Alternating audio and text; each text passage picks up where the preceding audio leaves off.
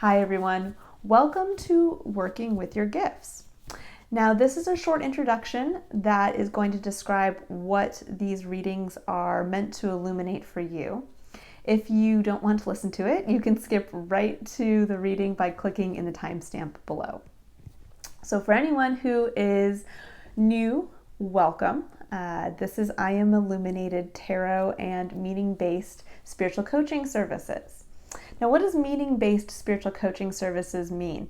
That means that I utilize the principles of logotherapy, which is a school of psychoanalysis thought that focuses on illuminating you as an individual. What makes you different? What makes your experience of life different so that you can find your own meaning within your life.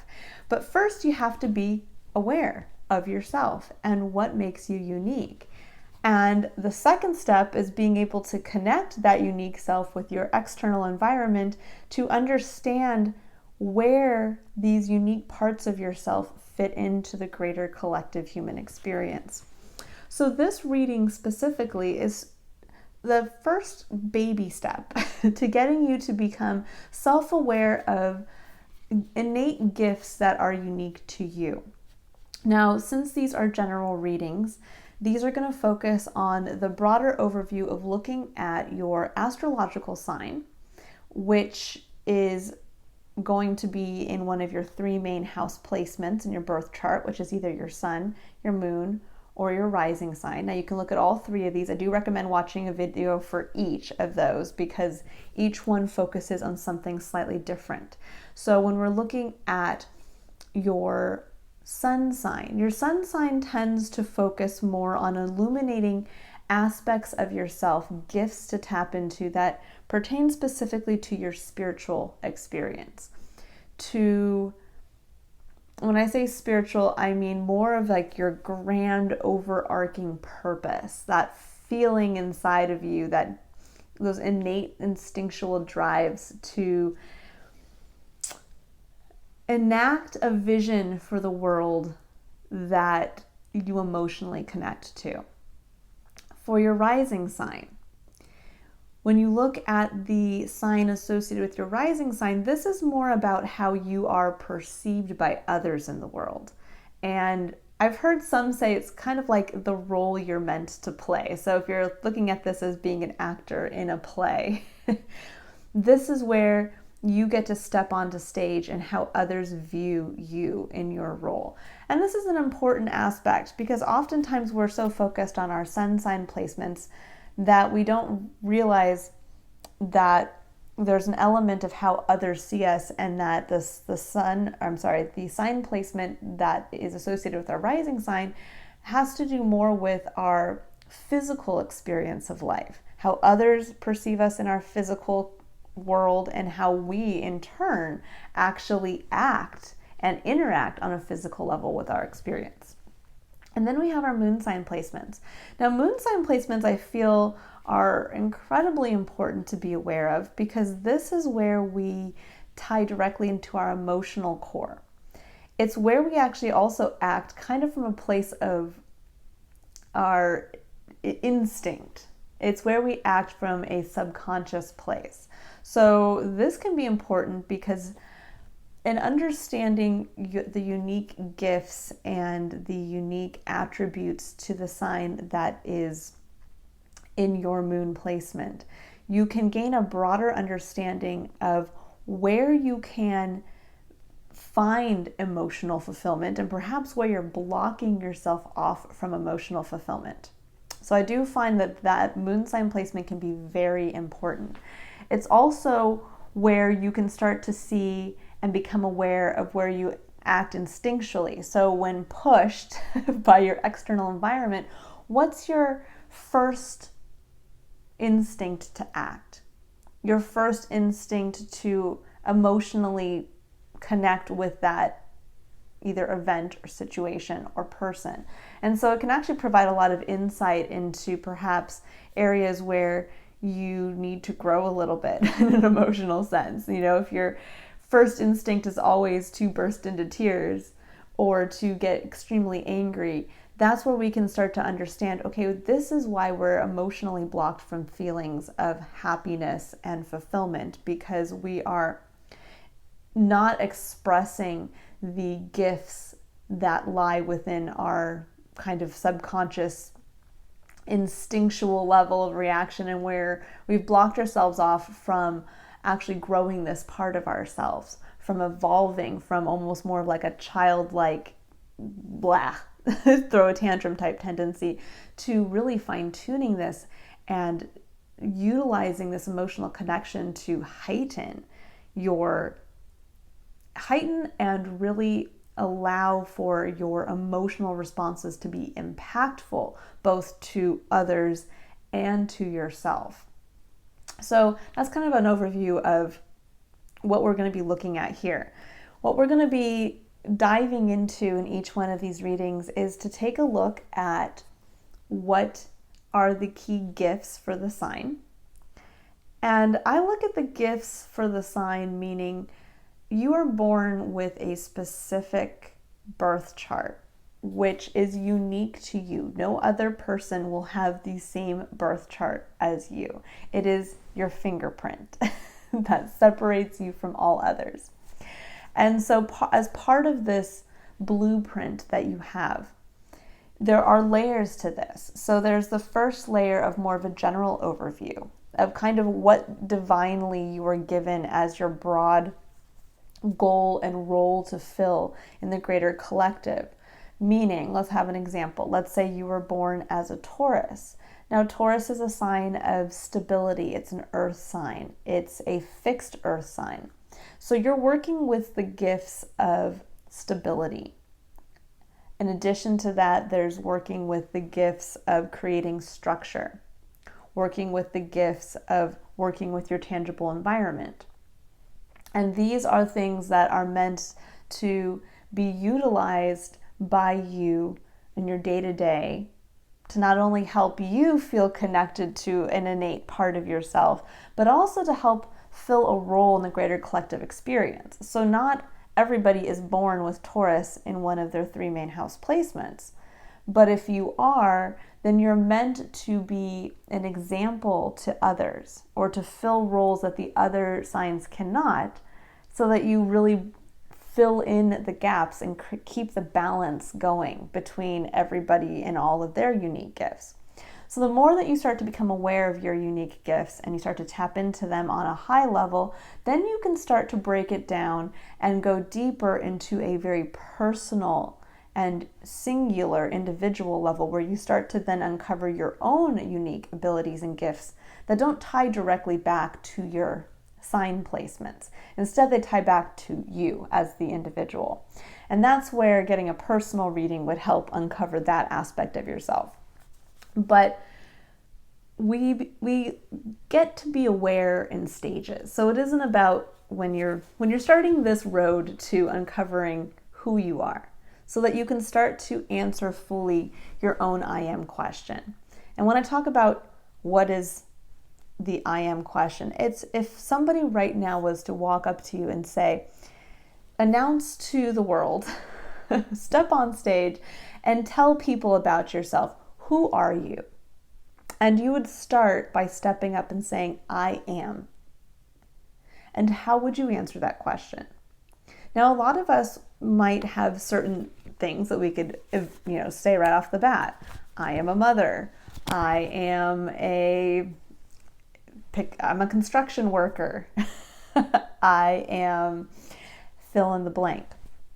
But where we go a little deeper is this is here to answer the larger, deeper I am question. Who are you at your core, and what is your purpose and place in this world? And I think most of us are, at some point in our lives, we come to this existential crisis of trying to figure that out, of do I matter? Does my life hold meaning? Where do I find meaning in life for myself? And that first step is becoming self-aware. And it happens in layers. We don't just wake up one day and say, oh, I'm going to be self-aware today. It's finding a starting place that works for you that starts to unlock that connection again between yourself and your uniqueness and your external environment. So it's baby steps. As an example for this would be like you saying, okay, I realize I'm not feeling happy and emotionally fulfilled in my life. So I am going to start to utilize techniques like meditation or self-awareness practices, or just finding the time to do one thing a day that brings me some type of enjoyment, whether that's building in time to go for a walk by myself, or finding the time to reconnect with a hobby that you maybe have long since pushed to the side. Like, I'm going to start writing a little bit again every day, or I'm going to take out my paint set that I haven't utilized in 15 years and start to just doodle with it. These are the ways that we start to tap back into our connection to self. And that's where our connection to the greater collective experience starts. It starts with connecting to ourself again as a unique individual. And then from there, once we have a healthy connection to ourself and awareness of self, we can then go out into the external environment and connect that unique self with our external environment so we can start to understand where we fit in. And that's really where then we start the adventure to find meaning for ourselves. So I hope this has been illuminating and informative. And your video will start right now. Thanks, guys. Bye. Hi, everyone, and welcome to the Aquarius Sun, Moon, and Rising Working with Your Gifts reading. So real quick, for those of you who didn't watch the intro video, this is basically a high-level look at unique gifts and abilities that you can tap into just by being born under the sign of Aquarius, and getting an energy read as to how you're being asked to utilize these in your engagement with your external environment in order to be able to really help fulfill a specific and very needed role in the collective experience. So, Aquarius, you are a sign that is associated with the star card in the tarot. And I always love that because the star card is the card of hope. It's the card of being able to understand that we each, in and of ourselves, have our own unique guiding North Star, so to speak. It's that part of ourselves that keeps our eyes on the path ahead, on our own unique path. So really, being born into the sign of Aquarius, you are the fixed air sign.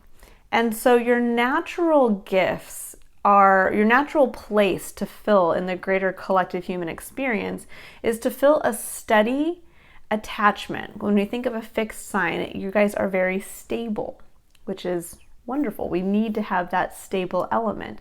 But you have a stable connection through the mental realm to spirit, meaning that you can almost, out of the ether, be able to pull ideas and thoughts down into reality and ground them. So you guys have this unique ability to be innovators, because you can, in your imagination, be able to see things and tap into things, concepts. I want to say things, I mean concepts and ideas and just points of inspiration that, and then bring them out and then be able to communicate them as well, because that's part of being an air sign, is not only being in the realm of the mental side to our experience, but also being able to bring that out and communicate it. And this can lead sometimes to, I feel, Aquarius is feeling a little out of place, because you guys can kind of be a little out there because of what you can basically, through the realm of imagination, connect to. So you might have connected with a really cool, unique, innovative idea, but when you try to express it, people can't quite see your vision. But you are needed very much so in the greater collective experience to be able to tap into this higher realm of thought, to be able to bring forth these really innovative ways of looking at things. And I think that's needed now more than ever because we're going through a time of great change, especially coming out of the pandemic. And we're really looking for new ways to be able to do things and to look at things that got kind of a spotlight shown on their issues, like our education system and our work environment and what it looks like to work from home or a differing work-life balance. And so now it's really needed. Not only is your fixed energy needed, meaning that we need to have this stability, but we also need this stable ability to tap into spirit to be able to see what cannot be seen right now. So you guys are definitely the energy that shakes up the status quo. And right now we are anything but the status quo. In addition to that, I really feel you guys kind of harbored this element of, because you can go up, you almost have this beautiful connection to spirit that you're able to actually bring down, where you can be able to discuss from and create through your communications this kind of collaborative, connective, spiritual experience. So the card that came out for your overarching energy right now, for what Spirit's kind of reminding you about stepping into the power of your fixed air sign, is Groundhog Spirit. It says time to let go. Number 31, and that breaks down to a number 4, which is actually beautiful because the number 4 is a number of building a strong foundation. It's also a number of hard work, doing the things that are needed to keep that foundation going. And so when we think of a groundhog, groundhogs are pretty hardworking. They're actually funny little creatures.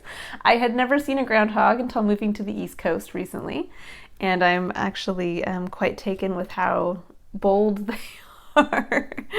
But the fact that it says time to let go, I think what I'm getting intuitively for you guys is that in order for you to really step in and be the best version of an Aquarius, it's time to let go of old versions of yourself. And it's time to let go of, and this is just what I'm picking up intuitively, self-comparison or self-criticism, or perhaps I'm really feeling the self-comparison. So when we think about letting go, in addition to building a strong foundation, there's this element now that you're being asked to let go of comparison and let go of kind of this, I think, fear of not being either seen for who you truly are, or not being able to be understood for what you're trying to communicate.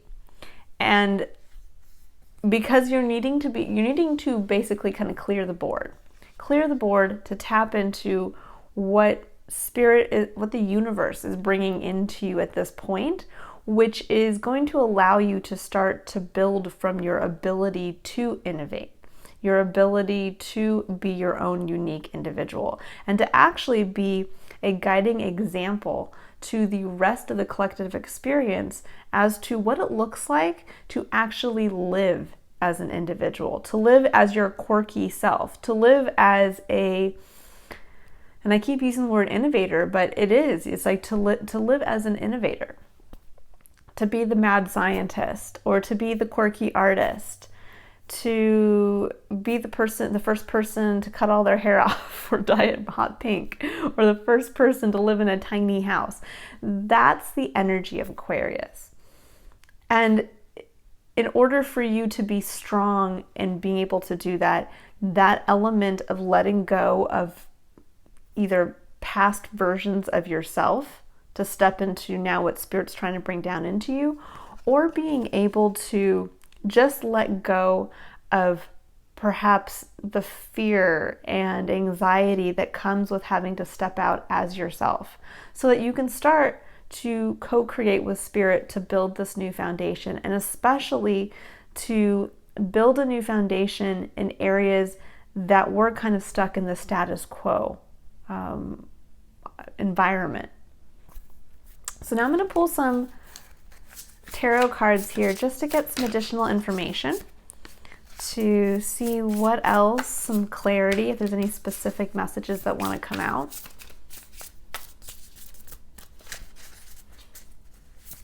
And my brother is an Aquarius, and I'm always impressed with his ability to just pull amazing ideas out of nowhere. He is a graphic designer, website designer, and I've watched him with clients where the clients are trying their best to describe what they want, their vision. And I'm sitting there going, I have no idea what this person, and a lot of times the client also will admit, I don't even know what I want, what I'm trying to come to. And he will sit quietly, listen, walk away, come back, and suddenly have this beautiful vision for their, new branding or their new website. And I've heard so many times from people, like they'll see something of his and say, that's exactly what I didn't know I wanted. And so that's really the energy that you guys are tapping into here. So this is a very interesting card pull for you guys. So 3 cards came out. We have the Knight of Cups, we have the Devil, and we have the Four of Wands. Now, on a very specific message to somebody, this could be in a relationship. Somebody could be having an issue with, when we look at the Devil and we look at the Knight of Cups, these 2 cards, this is the card of being kind of the hopeless romantic, of being very connected to your emotions and being willing to go out and fearlessly express those emotions, coming from a place of hopeful optimism. And then we have the Devil, and the Devil is kind of the opposite. The Devil is what chains us, it's actually not what chains us, it's what we allow to hold us back. And I do feel that for some of you guys, there is something here around, because the Four of Wands can be a card of, it's a card of celebration. When we think of the number 4, it's a solid foundation built on passion. And so people are coming together to celebrate that. But this can also be a card that represents either a marriage or a relationship, something that's been built with another person. And I think there's this element of, when it says time to let go, there's perhaps a fantasy going on right now. There's this kind of illusion. So when I think of the hopeless romantic, the one quality of the hopeless romantic is that he can get stuck in seeing things not for what they are. Kind of always the optimist of like, well, things will get better. Yeah, this person doesn't treat me right in this relationship, but I know they really mean this. Or seeing the red flags in like the next relationship and ignoring them. And so when I'm looking at time to let go, I think for some of you, this is a very specific message for some of you, there is a relationship that needs to be released. There is and again, this can be a relationship where it's a romantic relationship. It could be a relationship that's even a partner dynamic, a business partnership, where perhaps there's this element of but it feels good sometimes. But I really like working with my partner or boss. And it's almost like the illusion of status, or the illusion that this brings you this feeling of emotional fulfillment. But in reality, it's what's holding you back. It's what you're allowing to hold you back from seeing, again, the reality of a situation, of a relationship, of something that was originally built from a place of passion, but perhaps now is not allowing you to step into what Spirit is asking you to step into, which is a fresh start, so that Spirit can do what he does best, or she does best, or Spirit, there's no he or she, does best with you, which is connect at this higher realm to be able to give you these ideas, to be able to allow you to move forward. And so there really can't be stuff holding you back. Now on a high level, so that was kind of more of a very specific message. Now on a high level, I could look at this and say, as you're being asked to step into this higher version of yourself, to be able to start to build these solid foundations for the rest of the collective based on new ideas and inspiration and divinely guided ideas, that where are you not allowing yourself actually to connect with that hopeless romantic inside of yourself, that part of yourself that does want to celebrate with others, that actually wants to do what Aquarius does best, which is kind of bring people together from a higher viewpoint. And what is holding you back? So when it says time to let go, well, the devil, it's not the devil that tricks us. It's actually, we trick ourselves. Again, we are under the false impression of something. And so it's a false impression that we have to stay chained to something because it gives us X amount of money, it gives us security. We have to stay with a certain person because we doubt that we'll ever meet somebody else. we stay in a location because we don't think we would be able to cut it on our own moving someplace, even though it might benefit us in the long run. It might allow us to see from a different perspective. It might allow us to continue to build. Again, when we think of the Knight of Cups in the tarot is actually a knight. So he's moving, he's on horseback, he's going out there with his cup and wanting to celebrate that with others. And so perhaps there's something, again, that's preventing you from being able to do that. But I really do feel here there is a message of, for a subsection of you, there's a portion of you that need to let go of a codependent relationship, or a relationship that is not holding you back, or from not moving forward into a beautiful relationship with somebody else. So this could also be, it's time to let go of your past fears. It's time to let go. So there's kind of two sides to this. This is either you are the hopeless romantic and you're making all kinds of excuses as to why you can't leave something that at one point had come from a place of passion and made you feel good, and you're kind of under this false assumption that things are okay. Or where are you holding yourself back from being able to be a hopeless romantic in love or partnership?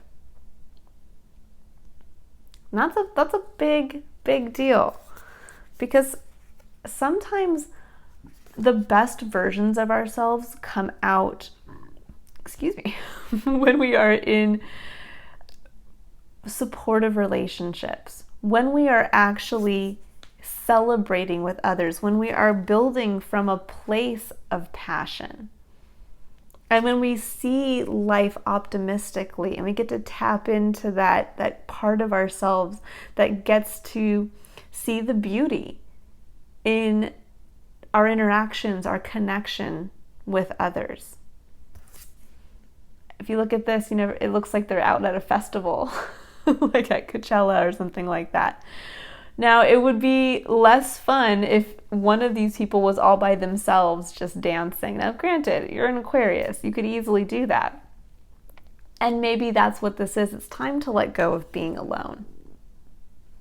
It's time to realize things are more fun when you bring your cup to the party. And it's time to stop holding yourself back from a place of perhaps doubt, fear. I can't because it's just not the right time. Spirit's saying, yes, it is the right time. So there are two messages here, actually, that have come through very clearly for me. One group is to release the tie and illusion to an unhealthy relationship, either in work or in a romantic sense. And the other is to release the fear, or not even the fear, just to release the understanding, the excuses around the understanding that it's time for you to go out and connect yourself with others, your unique, quirky Aquarius self with others, because it's a time of celebration. And in order for you to build a firm foundation from your quirky ideas that are going to start coming in from Spirit, you have to start building a community. You have to start going out there and having fun. And Aquarius, I think it's your time. It's your time to do that. All right, so I hope this has been helpful for a couple subsections of the Aquarius population out there. I'm going to continue to do these short little readings, probably either once a week or twice a month, depending on what I can fit in there. But I hope this has been valuable, a little illuminating as to perhaps what might be holding you back from stepping into the highest version of yourself, so that you can really be of service to the greater collective experience by just being self-aware of the role that you have to fill and the specific meaning you bring to it. Because you're also, in addition to filling a specific role, you're going to bring your own meaning by unlocking your own abilities and hopes and dreams in that space of being an Aquarius. All right, I will see you at your next reading. If you'd like to book your own personal reading or a one-on-one spiritual coaching session, the link to my website is in the description box below. Bye, guys.